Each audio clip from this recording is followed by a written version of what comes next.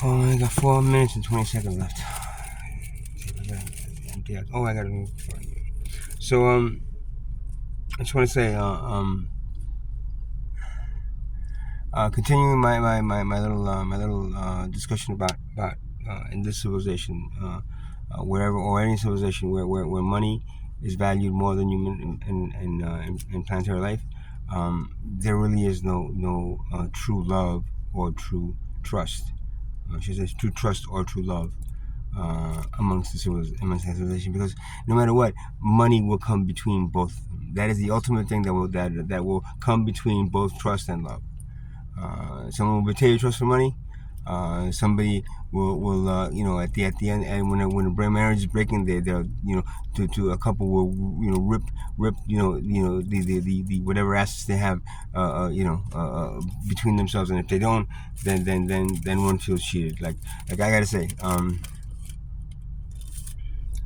I owned a house with my ex-girlfriend, and I don't want to harp on this thing, but you know what? This is a perfect example of both betrayal of trust and love, all for money.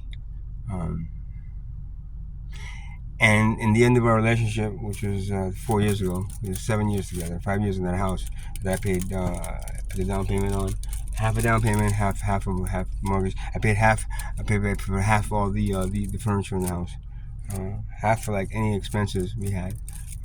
I did a lot of the work, upgrading with my friend, costing us less money, but I helped him do it. So that's why we paid less for it.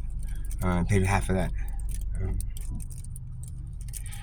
and we agreed that if we ever broke up and sold the house, right, as adults, we break up, we would sell the house and divide the equity as adults, and not bicker over money.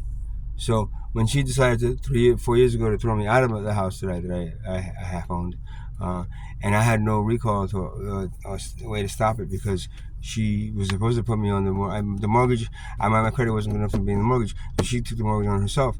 But I paid half of everything, and she was supposed to put me on the lease, and she never did.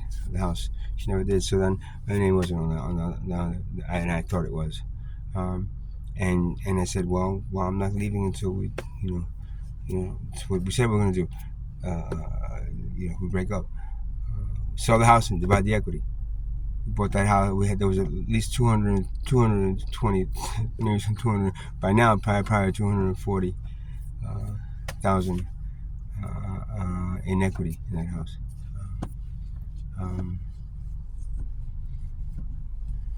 Because we paid,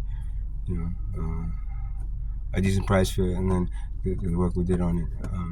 Appreciate the value of the house and just the neighborhood, I guess. Whatever.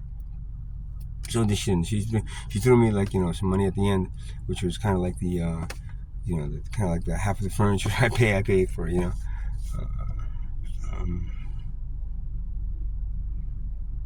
but in that whole process, I found I trusted her.